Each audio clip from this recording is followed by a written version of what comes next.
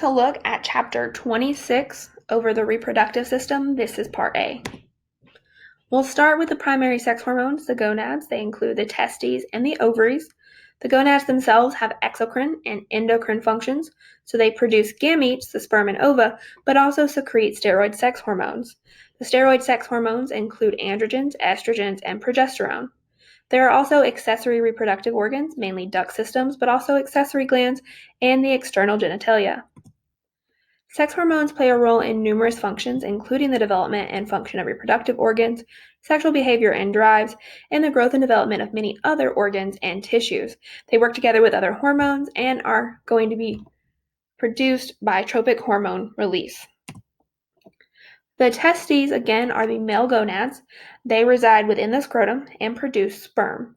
Sperm is delivered to the exterior of the body through a system or series of ducts, and they include this basic pathway: the epididymis to the ductus deferens, also called the vas deferens, then to the ejaculatory duct, and then the urethra.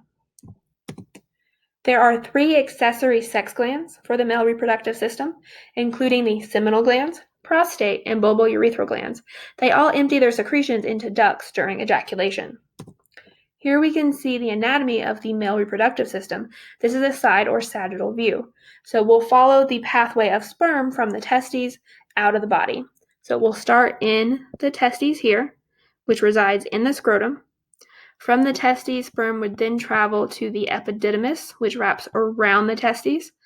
From the epididymis, it would travel upwards in the vas or ductus deferens.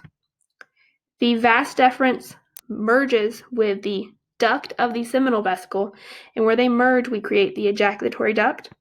From the ejaculatory duct, sperm would then enter the prostatic urethra, then the intermediate part of the urethra, and then finally go through the spongy urethra to the outside of the body. In this image, we can also see the bulbourethral glands and the prostate. Next, we'll talk more about the scrotum, which is a sac of skin that contains connective tissue called the superficial fascia. It hangs outside the abdominal pelvic cavity and contains the paired testes, where sperm production occurs. It's important that sperm production occurs at a lower temperature, and so that lower temperature is maintained within the testes because they hang outside the abdominal pelvic cavity. Sperm production proceeds about 3 degrees Celsius lower than core body temperature. We also want to acknowledge 2 sets of muscles, the dartos muscle and the cremaster muscle. So temperature in the scrotum is kept constant by these 2 sets of muscles. The dartos muscle is smooth muscle, the cremaster muscle is skeletal muscle, and the dartos muscle is able to wrinkle scrotal skin and pull the scrotum close to the body, whereas the cremaster muscles are bands of skeletal muscle that elevate the testes. So let's see where they are located. So if we look at this image over here, it has the superficial fascia of the scrotum highlighted, and it is within the superficial fascia of the scrotum that the dartos muscle resides. And then around the testes itself is the cremaster muscle. So just pointing out those 2 muscles that help maintain the temperature of the testes where sperm production occurs. Now let's take a closer look at the testes themselves. So each is surrounded by 2 tunics, the tunica vaginalis and the tunica albuginea. The tunica vaginalis is the outer layer. It's derived from the peritoneum, so it's modified peritoneum. Then the tunica albuginea is an inner layer. It's a fibrous capsule that surrounds seminiferous tubules. Seminiferous tubules are the definitive site of sperm production, and they consist of many septa that divide the testes, and so there's about 250 lobules, each containing 1 to 4 seminiferous tubules. So there's many seminiferous tubules in each testes. The seminiferous tubules contain stratified epithelium that surround an open central fluid-containing lumen. So essentially, we're going to have outer epithelium of many layers and an open space. That open space, however, contains a fluid that helps wash mature sperm to the epididymis. The epithelium is made up of spheroid or spherical spermatogenic cells, and they are embedded in nutrient-giving cystinocytes. There's also myoid cells, or epithelial-like muscle cells, that surround each tubule, and they can squeeze sperm and testicular fluids out of the testes. The seminiferous tubules are going to be adjacent to a straight tubule, and the straight tubules lead to the retitestes. So far the information we've introduced for the pathway of sperm leaving the testes in order to get to the outside environment include the seminiferous tubules. That's the location of sperm production in the testes. Then from the seminiferous tubule, sperm is conveyed to the straight tubule, then the retatestes, then the efferent ductals. We haven't looked at those yet, but we have seen the epididymis, which follows the efferent ductals. In the seminiferous tubules, there are also interstitial endocrine cells. Another name for them is Leydig cells. So they're in the soft tissue that surround the seminiferous tubules. So they're surrounding the tubule and their lumen. They actually produce androgens. So these are the cells of the testes that produce hormones. The androgen that interstitial endocrine cells produce is testosterone, and this testosterone is secreted into interstitial fluid surrounding seminiferous tubules. We also want to briefly talk about the blood supply to the testes. There are testicular arteries and veins. The veins arise from the pampiniform venous plexus that surrounds each testicular artery. And the purpose for this plexus surrounding the testicular arteries that are bringing oxygenated blood to the testes is for the venous plexus to absorb or cool down the blood that is entering the testes. So it absorbs heat from the testicular arteries, and it keeps the testes cool. Remember, it's important for the testes to remain cooler than normal body temperature so that sperm production can proceed forward. We also want to mention their spermatic cord, which encloses many of those blood vessels, but also nerve fibers and lymphatics. Also within the spermatic cord is the ductus or vas deferens. So here we can see the spermatic cord. So it's containing not only the vas deferens, but the pampiniform plexus and arteries. Here we can also see the structure showing the pathway of sperm as it would travel from the testes up to the vas deferens. So let's follow that pathway. We'll start in a seminiferous tubule. So these are seminiferous tubules. From the seminiferous tubule, sperm would travel into a straight tubule. So there's straight tubules connecting each seminiferous tubule to a network of tubes called the retatestes. So this is the retatestes. From the retatestes, we would have sperm then exit into the epididymis by passing first through an efferent ductal. So here's multiple efferent ductals. And then sperm would move through the head of the epididymis, then the body of the epididymis, and then down to the tail of the epididymis before entering into the ductus deferens or vas deferens. Here's a cadaver image of the structure of the testes, so we can still see the testes itself. It's within the scrotum, so they've given you a cross section of the scrotal sac. We can see the enclosed epididymis, and we can see the vas or ductus deferens within that spermatic cord. Here is a cross section of a seminiferous tubule. So again, it's a tube, so it makes sense that we have an open lumen. It would contain fluid. What we're seeing here on the outside are myoid cells, but we'll use these myoid cells as a good boundary between other seminiferous tubules. We have many layers of cells, so this epithelium here inside the tubule is stratified. Now, a lot of these cells are spermatogonia. Spermatogonia are going to be the primary cell type that are involved in creating sperm, but they're supported and surrounded by nutrient cells called cystinocytes. This open space in the middle is the lumen, and this lumen would be fluid containing. We also have in between separate seminiferous tubules. So here's another seminiferous tubule, here's another, but we have these thicker cells. They're not myoid cells. Instead, these are endocrine cells called either Leydig cells or interstitial endocrine cells, and they secrete testosterone. So just notice how close they are to the seminiferous tubules for right now. One homeostatic imbalance we want to acknowledge is testicular cancer, which is rare, but it is the most common cancer in men that are aged 15 to 35. A risk factor is non-descent of the testes called cryptorchidism. A sign of testicular cancer are painless solid masses in the testes, but most testicular cancer can be cured. You see they're 90% cured by surgical removal of the testes and often radiation and chemotherapy to follow. Next, we'll talk about the male perineum, which is diamond-shaped. It's a region between the pubic symphysis and the coccyx, anteriorly and posteriorly, respectively, and then laterally the ischial tuberosities. It's an area that suspends the scrotum and contains the root of the penis and the anus.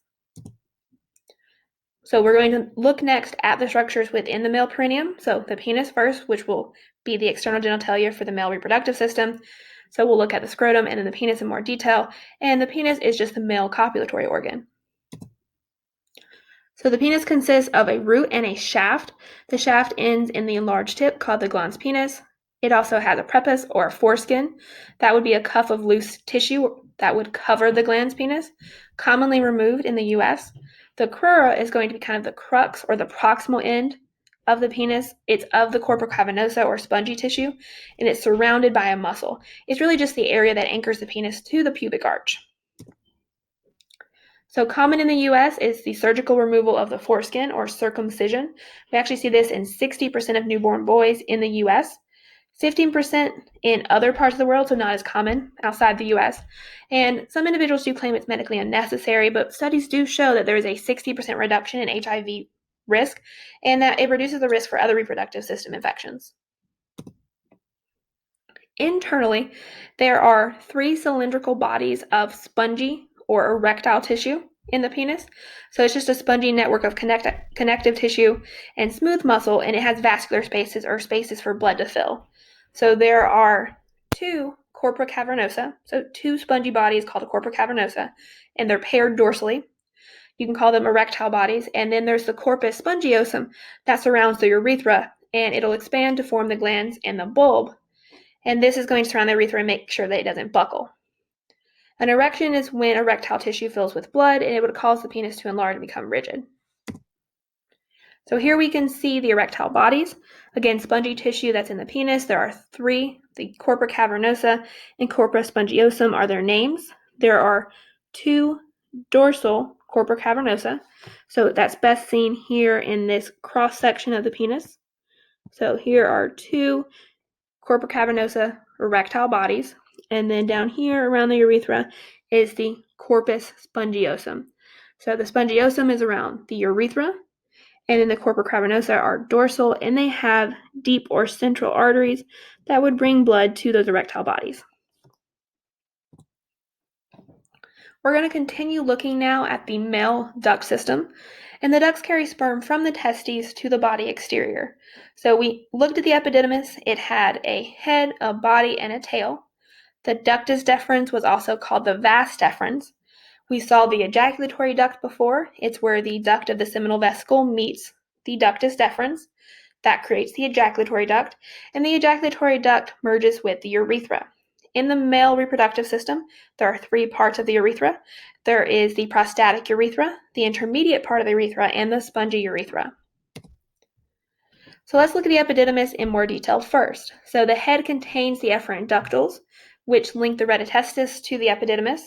They're at the superior aspect of the testes, and they proceed, or the epididymis does, to next the body and then the tail. The tail is on the posterolateral side or area of the testes. The duct of the epididymis, if stretched out, is 6 meters in length.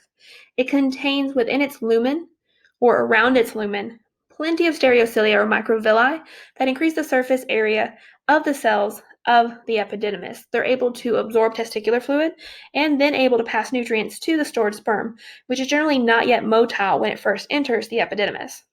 So non-motile sperm enter the epididymis. They pass slowly through the epididymis. It can take up to 20 days, and they'll become motile or are motile by the time they leave, but they can be stored for several months. During ejaculation, the epididymis actually contracts, and this would expel sperm next into the vas or ductus deferens.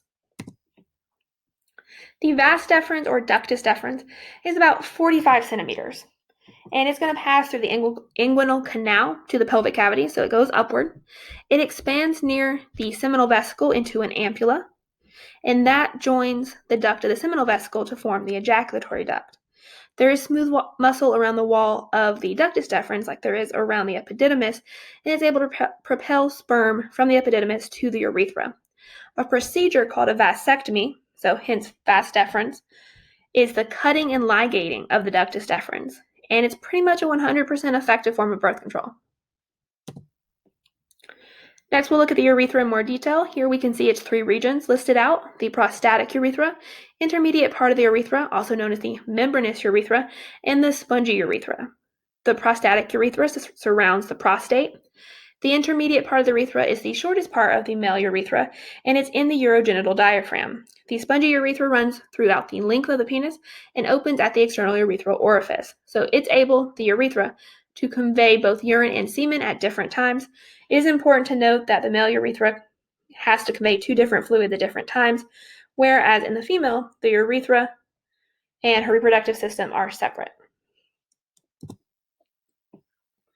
So here again, we have the different parts of the urethra, but we can see plenty of the other structures we've talked about. So let's review. We have the testes. Now they're paired, so we'd have another one over here. And each testes is surrounded by an epididymis that has a body, head, and tail. The tail is congruent with the vas deferens or ductus deferens, so same thing. And we see an expanded part of the vas deferens here, that's the ampulla, where the seminal vesicle duct and the ampulla meet. That's our ejaculatory duct. And then our ejaculatory duct merges with our prostatic urethra, then becomes our membranous or intermediate part of the urethra. And then we have our spongy urethra, which goes throughout the entire penis. We can also see that we have two bulbourethral glands, one prostate, and two seminal glands. So let's talk about those male accessory glands. We have two seminal vesicles, also called the seminal glands, two bulbourethral glands, and one prostate. And together, the secretions they dump into the male duct system produce the bulk of semen. The remainder is the sperm from the testes. So on the posterior bladder surface are the seminal glands. They have smooth muscle that contract during ejaculation, and they produce a secretion that is yellowish and thick and alkaline in pH. So it's a seminal fluid because it's produced by the seminal glands, and the fluid contains fructose, citric acid, vesiculase, prostaglandins, so it contains nutrients and fluids that enhance motility of sperm. There's a yellow pigment when you fluoresce seminal fluid, and you can fluoresce it with a UV light. So that's used in investigating sexual attacks. And then 70% of the volume of semen actually comes from the seminal glands. So the duct of the seminal gland we've seen when it joins the ampulla of the ductus deferens that form the ejaculatory duct. So here's just some basic information to take away about the seminal glands. Next, we'll look at the prostate. It encircles the prostatic urethra. It's about the size of a peach pit. It does contain smooth muscle, and it does contract during ejaculation. Its secretion is milky and slightly acidic, as opposed to the alkaline seminal fluid. So it contains things like citrate, some enzymes, and PSA, which is prostate-specific antigen. It does play a small role in sperm activation, but it enters the prostatic urethra during ejaculation. So that makes sense because it surrounds the prostatic urethra. About 1/3 of semen volume is from or made up of prostatic secretions. Let's talk about some disorders like inflammation of the prostate. So prostatitis is an inflammatory disorder. It could be caused by a bacterial infection, acute or chronic, but it's generally just treated with antibiotics. There's also benign prostatic hyperplasia, which is enlargement of the prostate. Now, this could be age-related, but it's dangerous because it distorts the urethra. It can make it hard to urinate. We can treat this, however, with microwaves or drugs or balloon compression. There's also radiofrequency radiation. Prostate cancer is another disorder we want to talk about. It's the second most common cause of cancer death in males, and a digital exam is recommended and also a blood test to check for PSA levels. Again, a chemical produced by the prostate. We want to make sure those PSA levels are normal. If a digital exam screening or PSA levels are abnormal, a biopsy is suggested. Treatment may be surgery. Sometimes it's radiation, sometimes it's both. Castration is another method or treatment, and drugs are commonly prescribed. In clinical trials, now there is cryosurgery, so freezing different parts of the prostate, chemotherapy, some more targeted therapies there, ultrasound, and proton beam therapy. Next, we'll look at Cowper's glands, but they're also known as the bulbourethral glands. They're really small. The male reproductive system has two of them. They're pea-sized glands, and they're inferior to the prostate. Their secretion is also very viscous and thick, kind of like a clear mucus, and it's produced during sexual arousal. So it's able to lubricate the gland's penis or the enlargement of the penis at the end or what's distal. It neutralizes traces of acidic urine in the urethra, so therefore its secretion is often produced prior to the seminal fluid and prostatic fluid.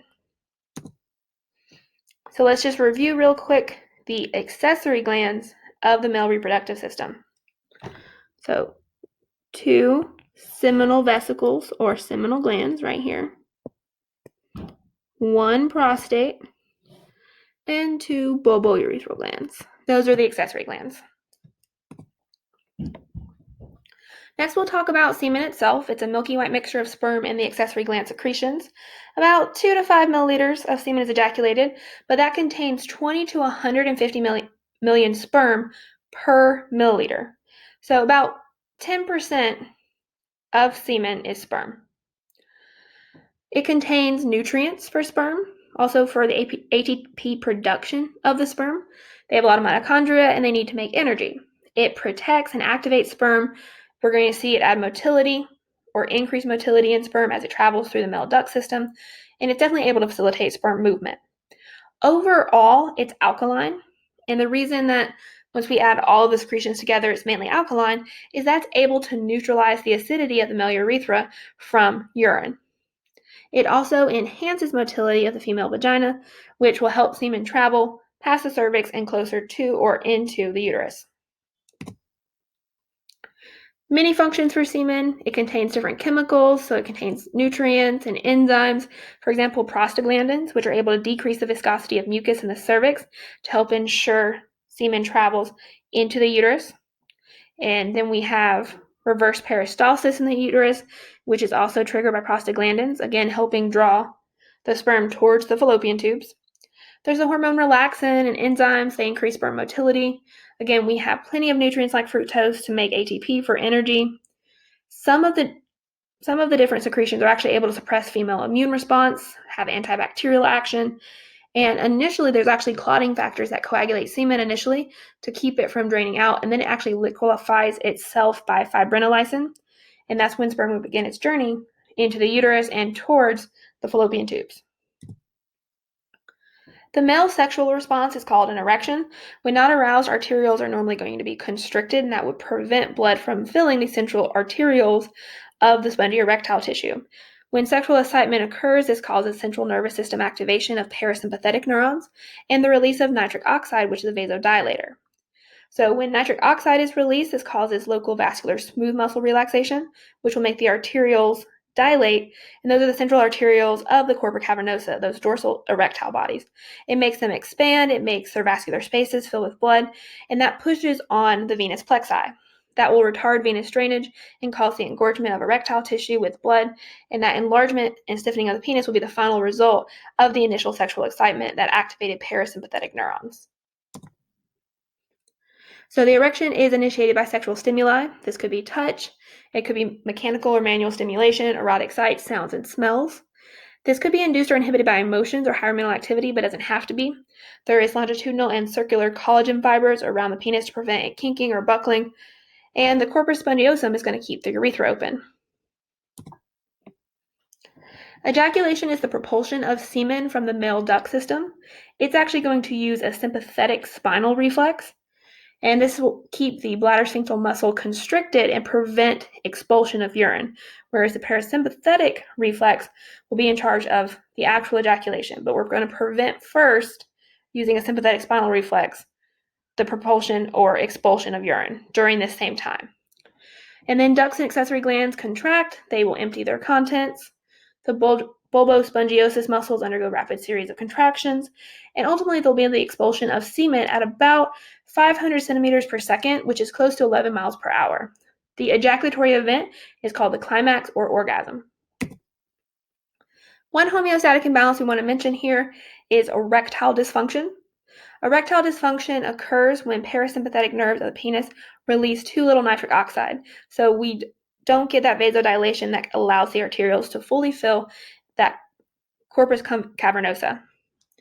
Causes of erectile dysfunction include alcohol, drugs, hormones, blood vessel or nervous system problems, also incompetent venous valves.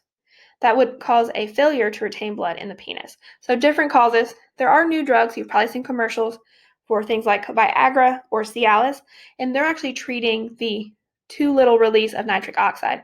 So they're potentiating the effects of nitric oxide. Next, we're going to look at meiosis. And meiosis in males is called spermatogenesis. And then when we get to the female reproductive system, we'll look at meiosis in females, which is called oogenesis. But this will be our next topic.